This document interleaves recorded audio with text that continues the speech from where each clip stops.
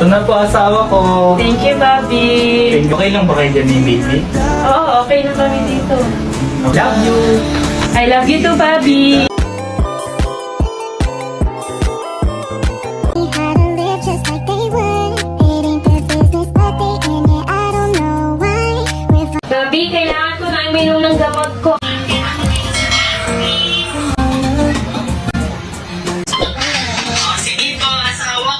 Inuwi na. Wait na lang po ako.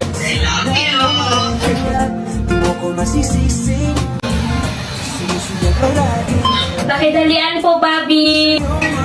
Opo, eto na. Bakit na po asawa ko?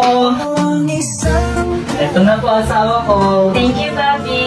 Okay lang ba kayo dyan ni baby? Oo, okay na kami dito. Okay, baba mo na ako ha.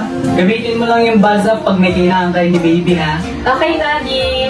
Sabihan mo lang ako, Bobby ha. May kailangan ko kayo ni baby. I love you. I love you too, Bobby. Ang galing naman ng kuya pa rin nagagawa. Nare-receive niya agad yung voice message ng isa't isa.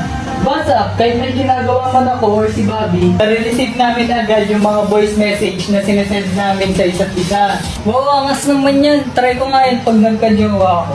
Sino naman jojoy mo? Sophia! Joke lang, ate ko yun. Ang ganda talaga mag-reply pag buzz up pag gamit. Hindi na kailangan na agad-agad. Grabe, napaka-convenient talaga. Sa voice messaging, nakafocus ang buzz. Pero kung busy ka talaga at ayaw mo ma-istorbo, ayaw mo marinig yung voice message na isasend sa'yo, pwede mo naman i-turn on yung quiet mode. Meron din. O diba, ang angas guys? Kaya communication is the key sa buzz. Kaya